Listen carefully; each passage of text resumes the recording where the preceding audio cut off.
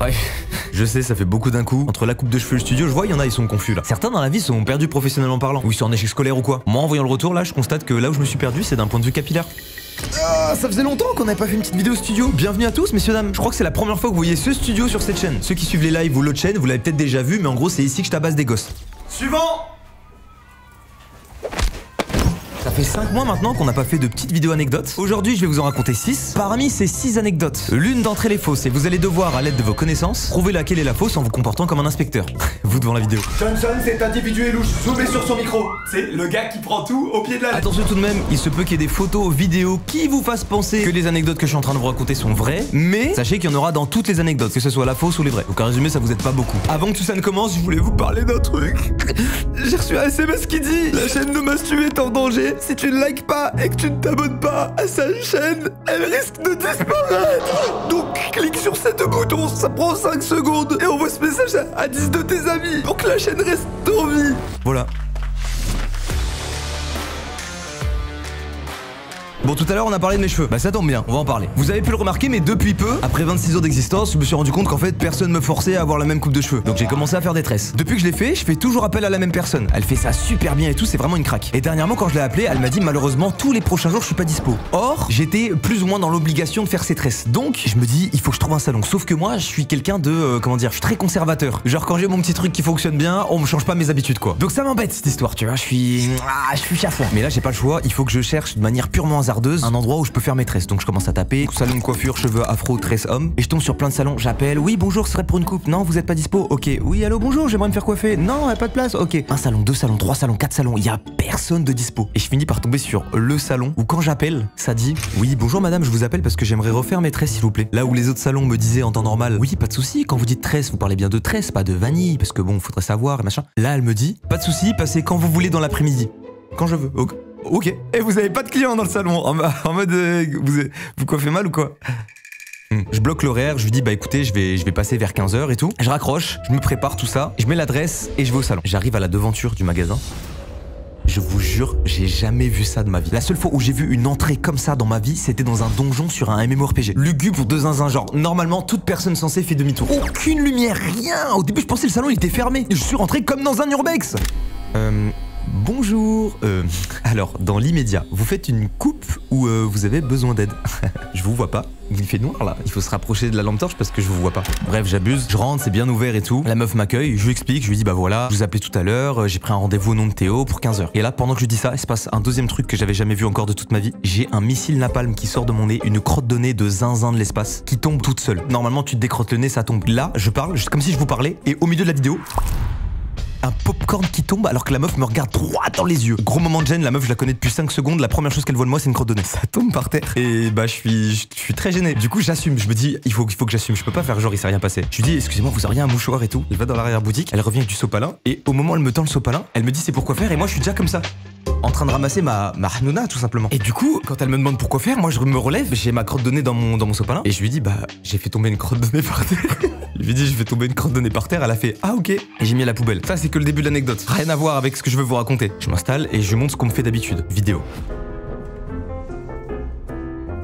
Elle me dit ok pas de souci. Donc pour ceux qui s'y connaissent pas, c'est mes cheveux naturels, c'est-à-dire que bah là vous voyez les cheveux que j'ai. Là j'ai appliqué un petit soin dessus et tout, du coup ils sont un peu plus rétrécis, mais si tu les étires vraiment, ils sont super longs. Attendez, je vais essayer de vous montrer. Ouais bah carrément ça sort du champ là. Genre là j'ai des cheveux, je sais pas si ça se voit, mais j'ai des cheveux dans ma main. Donc ils sont très longs quand ils sont bien démêlés et tout. Et une fois démêlés, on en fait les tresses que vous venez de voir à l'écran. Donc là la meuf elle commence et tout. Et je lui précise bien, je dis je veux que mes tresses soient toutes droites et que entre l'arrêt ça fasse des zigzags là, comme sur la vidéo. Elle me dit pas de souci et tout. Je vais vous mimer la scène.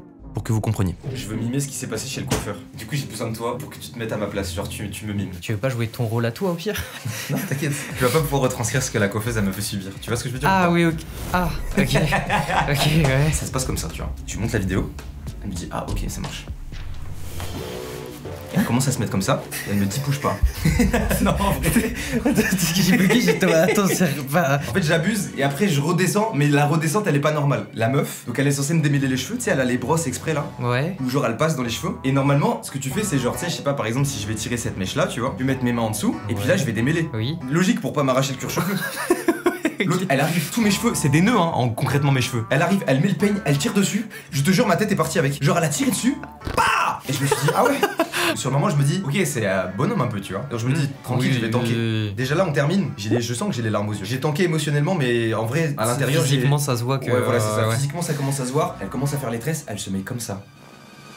Et je me dis, qu'est-ce qui se passe? Genre, j'avais jamais vu quelqu'un recouvrir complètement ma tête avec son bras, tu vois. Je me dis, bah là, normalement, c'est Undertaker, il fait ça au catch. Et là, je sais pas ce qu'elle fait, mais en gros, elle commence à tordre ma tête, je suis comme ça, il y a un miroir en face de moi, du coup, je vois tout ce qui se passe, tu vois. Et je vois que ma tête, elle est comme ça, et qu'il y a son coude au-dessus. Après, elle se met comme ça, elle commence à faire ma tresse, et en fait, je vois sur la tresse que ça commence à partir un peu en zigzag, alors que moi, je lui avais demandé d'être tout droit. Mais comme j'ai aucun charisme, je lui dis rien. Et là, elle commence et tout. Et très vite, elle me dit, t'as pas assez de cheveux, hein, il va falloir mettre des rajouts. Et moi, je suis en mode, bah, c'est faux cette histoire, parce que j'ai jamais besoin qu'on mette de rajouts. Oui, genre, jusqu'à maintenant, j'ai fait mes tresses plein de fois, j'ai jamais eu de rajout, tu vois. Et elle me dit bah non ça marche pas et tout, elle me montre, les tresses elles s'arrêtent genre vraiment ici. Genre en gros c'est comme si tes tresses elles s'arrêtaient là, tu vois. Je me dis bah c'est pas possible. Là j'ai la coupe de recoupe, tu vois.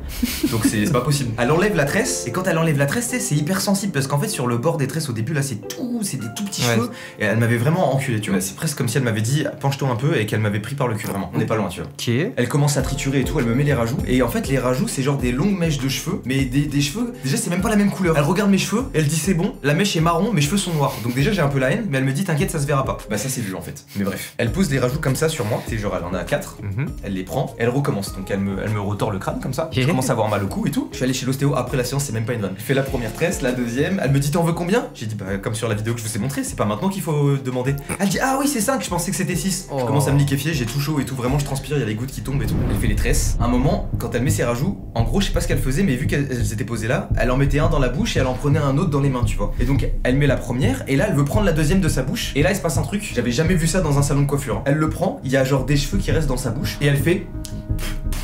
Je la regarde dans le miroir, elle me postillonne sur le crâne. Et je me dis mais qu'est-ce que je suis en train de vivre une expérience sociale. Elle a fini la coupe et à la fin, je remonte dans la voiture, je suis censé sortir chez le coiffeur donc être frais. Je vous remets la vidéo de base, celle où quand je sors de chez le coiffeur c'est comme ça. Là, je ressemblais à ça. C'est pas possible, putain. C'est trop une dinguerie, ça me casse les couilles. Pourquoi j'ai une calvitie? Mais qu'est-ce qui se passe? Mais putain, non mais c'est trop grave. Même sans cracher dans tes cheveux, déjà elle avait tes cheveux en bouche. Oui. Déjà, j'aurais dû tester un truc en mode ouais c'est pas du tout ce que je veux, ce qu'elle est en train de me faire et tout. Mais tu sais en mettant un peu ouais genre J'aurais pas osé. Ouais bah ouais mais. J'ai payé, elle te plaît la coupe? J'ai dit ouais, j'ai regardé dans le miroir, je pleurais, elle se disait ah il a eu mal aux cheveux, donc je pleurais vraiment. Ouais ça lui plaît vraiment, genre les larmes aux yeux et tout. Et du coup par contre j'ai des cours. Comment ça? Vas-y gros. Alors pour cette anecdote fausse, il faut que je fasse très attention à ce que je vais dire. Vous le savez peut-être, mais j'ai sorti une vidéo il y a pas si longtemps qui a été supprimée. Et il y a plein de gens qui m'ont envoyé sur Twitter, Insta, partout. Elle est où la vidéo? Elle est où la vidéo? Elle est où la vidéo? Cette vidéo là, moi je l'estimais comme étant l'une des meilleures de ma chaîne pour plein de raisons. C'était la vidéo qui s'intitulait Une nuit en forêt 10 youtubeurs. C'était même pas son titre original de base, mais bref. C'était la première fois qu'il y avait autant de monde sur ma chaîne, on était 10 plus moi 11. Et pour ceux qui n'ont pas vu cette vidéo là, c'était tiré d'un jeu très connu dans lequel on t'attribue un rôle au hasard et tu peux être une créature mythique qui doit tuer tous les autres pour gagner la partie. Je vous donne pas le nom, non pas parce que je suis casse-couille, mais parce que je peux avoir des problèmes. Très relou. Donc on avait trouvé une petite dynamique sympa qui venait twister un peu le concept de la vidéo. En gros, quand quelqu'un se faisait éliminer, on était dans des tentes et les personnes éliminées venaient directement se faire kidnapper dans la tente. Bref, on sort la vidéo, énorme succès, elle vous plaît de fou, à tel point que vous comparez la vidéo à une série Netflix, on avait poussé le truc très loin, on avait fait des blazers Crazy Town, on avait fait des casquettes, on avait fait un panneau Crazy Town Camp, il y a des médias qui font des articles sur cette vidéo, bref, ça prend une ampleur de fou, tu vois. C'est cool un mois, je vais chercher mon courrier et ça se passe comme ça.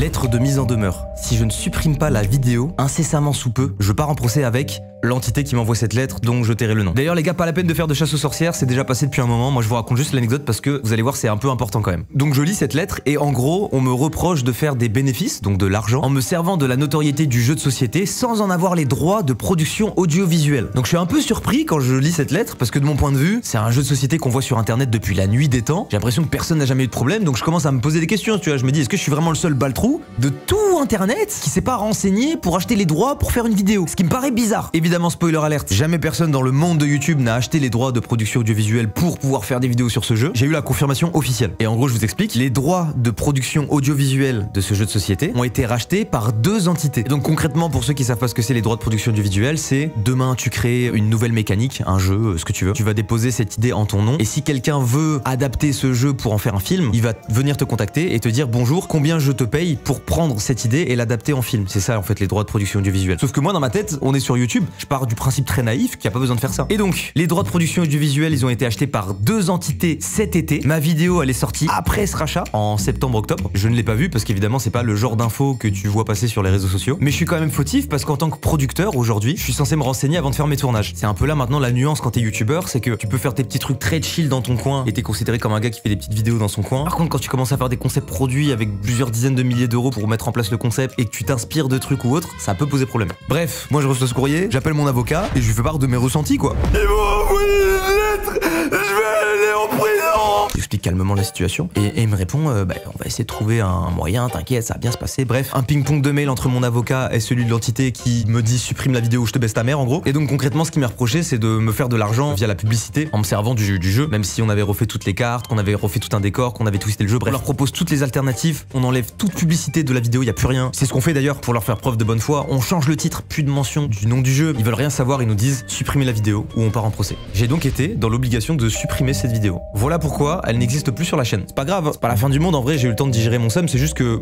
je trouvais que c'était une énergie trop cool sur ce tournage, j'avais trop kiffé, donc forcément je suis un peu déçu. Pour autant la majeure partie d'entre vous avez vu cette vidéo, donc je me dis au moins vous en gardez un bon souvenir. Mais c'est tout de même intéressant de noter que aujourd'hui, si tu crées un concept axé autour d'un jeu de société, d'un jeu vidéo ou peu importe, tu peux avoir des problèmes. Il y a pas longtemps avec des potes, on va à Tours, qui est une ville très sympathique. Et on se balade au centre-ville, tout ça, on croise plein d'abos, on fait plein de photos, c'est trop cool. Et à un moment, il y a un gars, il vient vers moi et il m'apporte comme ça. Ouais, mince, tu le sens. Tu te prends pour qui, petit fils de pute? Je pisse sur ta mère, tu vas faire quoi maintenant? Je te brise les os, je bois ton sang, fils de pute! Non, c'est faux la team, il me dit juste ça. Massu, j'ai une anecdote, tu as ruiné ma vie. Ah ok. Ouais, pas de soucis. Vas-y, nickel. Bah ouais, ça va. Dans Zero Van, le gars me dit que j'ai ruiné sa vie. Du coup, je comprends pas. Je lui dis comment je m'y suis pris, parce que je te connais pas. Et là, il me dit, en fait, mon blaze, c'est Gwendal Danielou. Pour moi, Danielou, c'était un prénom imaginaire. Je pensais pas que ça pouvait exister déjà dans la vraie vie, mais en plus en nom de famille. Du coup, j'ai filmé l'interaction. Les gars, je me balade au centre-ville et je croise Gwendal qui me dit très exactement, vas-y, tu peux répéter? Ce mec a détruit ma vie parce que je m'appelle totalement Gwendal Danielou, les gars. C'est trop une dinguerie. Genre, les gens ils disent quoi? Sur mon casier du toit au taf, il y a marqué salut les petits loups, c'est Danielou. Ah non, mais c'est vrai, oui, ok. Il y a des gens qui viennent et qui font salut Gwendal, c'est Danielou. C'est vraiment du budget pur et dur. Non, les gars, envoyez de la force à Gwendal, il a l'air trop cool. Merci. Ah, quelle histoire de fou. À moins que ce ne soit qu'une mise en scène. Qui sait? Vous l'avez peut-être vu parce que j'ai sorti un vlog au Japon sur la chaîne Mastu Gear 2. Il est très cool et tout, je vous invite à aller le voir si vous kiffez un peu l'univers japonais. Et durant ce voyage, on a logé dans 2 Airbnb. Le premier, où tout s'est bien passé, et le deuxième, où globalement tout s'est bien passé, mais il y a quand même eu un truc un peu bizarre à un moment donné. Pour vous remettre dans le contexte, ce Airbnb, très simple, dans le hall de ce bâtiment, pour rentrer, il faut soit les clés avec un petit badge, soit un code, tu rentres et les portes s'ouvrent. Et en fait, premier soir, donc nous la nuit on sortait, on se baladait et tout, et à chaque fois on croisait une dame, habillée en mode Peaky Blinders, mais bizarre tu vois, mais vraiment en mode espionne. En fait on dirait une espionne. Elle est dans le hall et elle est posée comme ça en fait.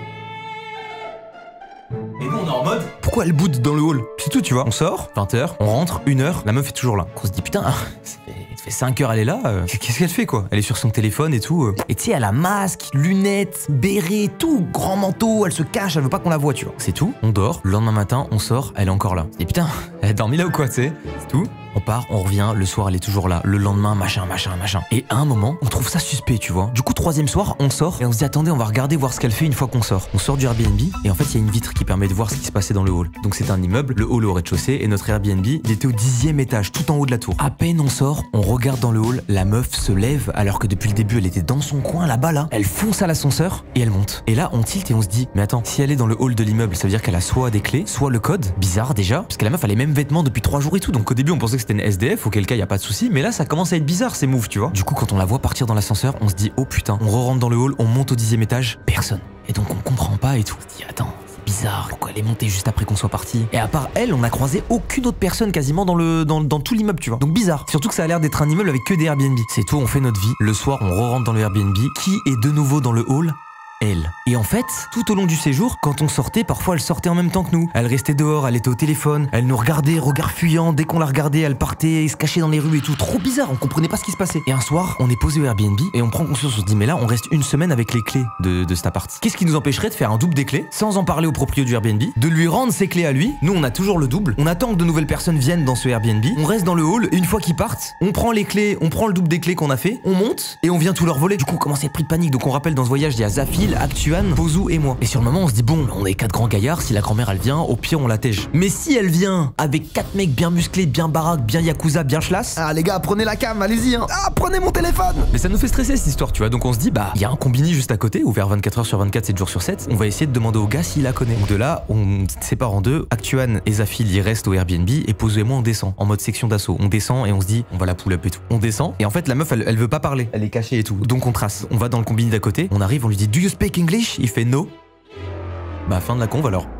On n'a pas réussi à communiquer avec le gars, il parlait que japonais et bah on savait pas comment lui dire. Bref, on a voulu faire un test. Pozu il est remonté et moi pendant ce temps-là je suis resté pour filmer en cachette le hall. On voulait voir ce qu'elle allait faire quand elle voyait que Pozu prenait l'ascenseur ou quoi. Est-ce qu'elle allait regarder le numéro? Je sais pas, on voulait voir tu vois. Du coup on fait le test, je la filme et là il s'est passé un truc trop bizarre. La meuf, elle m'a regardé, elle a regardé mon téléphone. Je ne comprends pas comment c'est possible. Sur la frame près, on voit qu'elle regarde mon téléphone. Du coup après ça je suis remonté, j'ai expliqué tout ce qui s'est passé au gars. On a contacté notre Airbnb pour lui demander si c'était normal et comme de par hasard, les jours qui ont suivi, on n'a plus jamais vu cette meuf. Elle a disparu. Notre théorie avec les gars, c'est que c'était sans doute une personne sans domicile qui restait ici pour charger son téléphone et peut-être pour être au chaud. Et à mon avis, elle devait faire le tour de plusieurs immeubles dans lesquels elle avait les accès du hall. La seule explication qu'on n'a pas, c'est pourquoi est-ce qu'après qu'on soit sorti, elle a pris l'ascenseur, pourquoi est-ce qu'elle tournait autour de l'immeuble, pourquoi est-ce qu'elle ne fuyait. Je ne sais pas. Mais on a appris qu'au Japon, être sans domicile fixe, c'était perçu comme une honte. Donc peut-être que quand on la regardait, elle se sentait honteuse et qu'elle cherchait à nous fuir du regard. Auquel cas, il y a eu un énorme quiproquo. Et on a revu cette femme uniquement au moment où on est parti. On a quitté le Airbnb. Elle était de nouveau là. On l'a laissé tranquille, on est parti. Et c'est la fin de cette anecdote.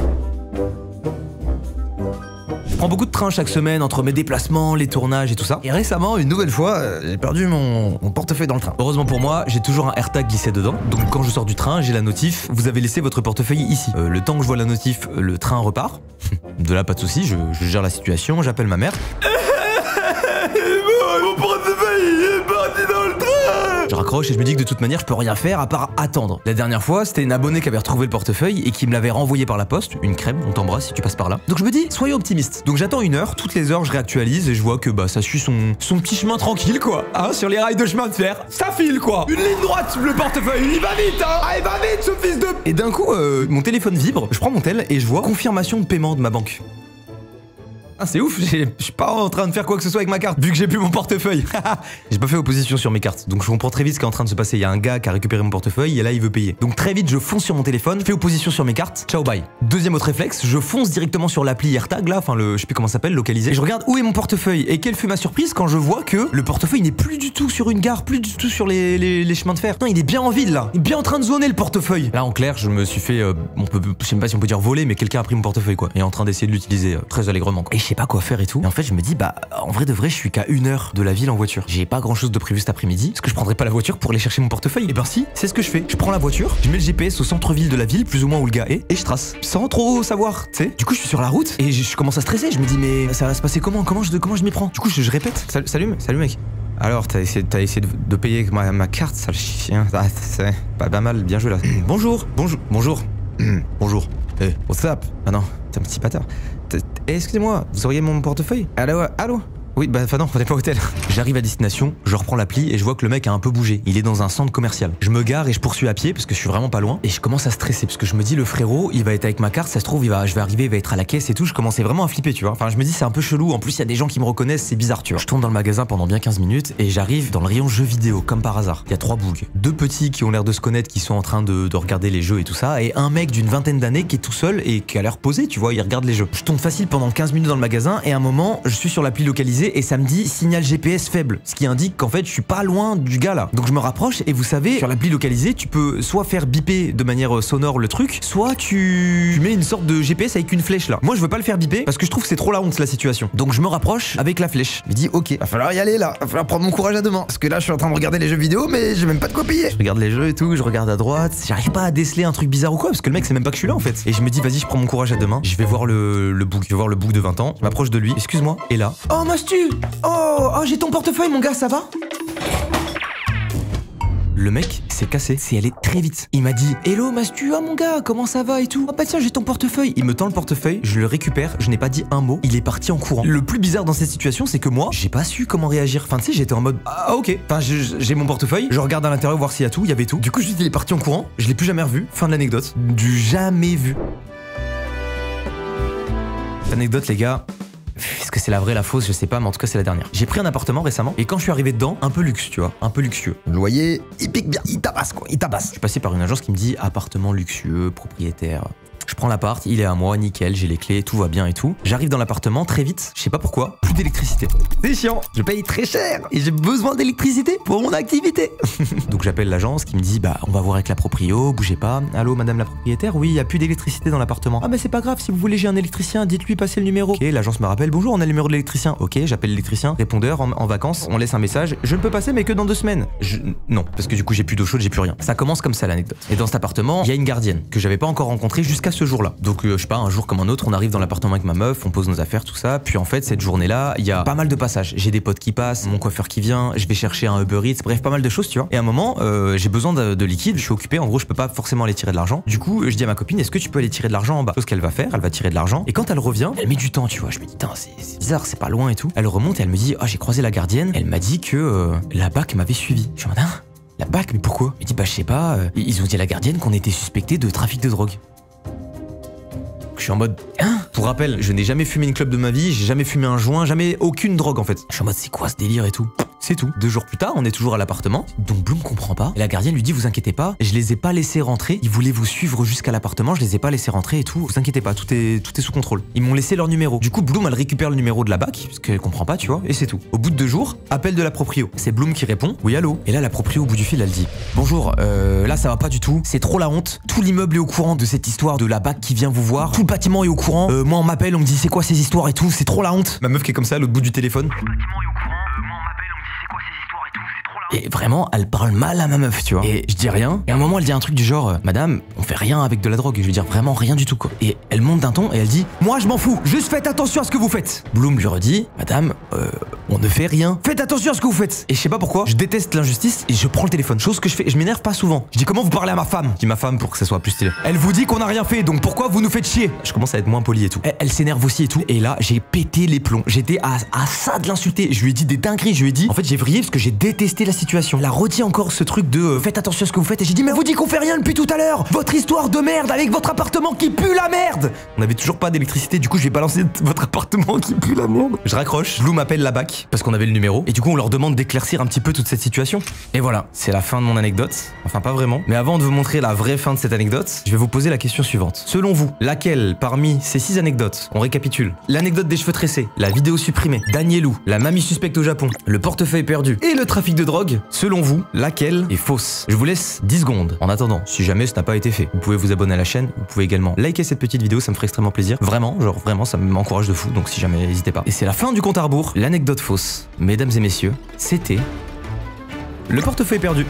Qui avait bon? N'hésitez pas à le dire dans les commentaires, ça me ferait plaisir. J'ai essayé d'agrémenter pas mal de photos, vidéos tout au long. Et pour finir cette anecdote du trafic de drogue, Bloom m'a appelé une première fois. Le mec au bout du fil a dit, désolé, vous vous êtes trompé de numéro. On a raccroché. Le lendemain, on part de l'appartement. Au moment de partir, on croise la gardienne qui nous dit, il y a la BAC qui est là, ils viennent de m'engueuler parce que je vous ai donné le numéro. On sort dehors, on cherche, personne. On rappelle la BAC. Et là, il s'est passé ça. Oui, allô? Oui, bonjour monsieur, on vous a appelé hier concernant une histoire de suspicion de drogue. Vous étiez en bas de chez moi il y a 5 minutes là, donc je me suis permis de vous rappeler.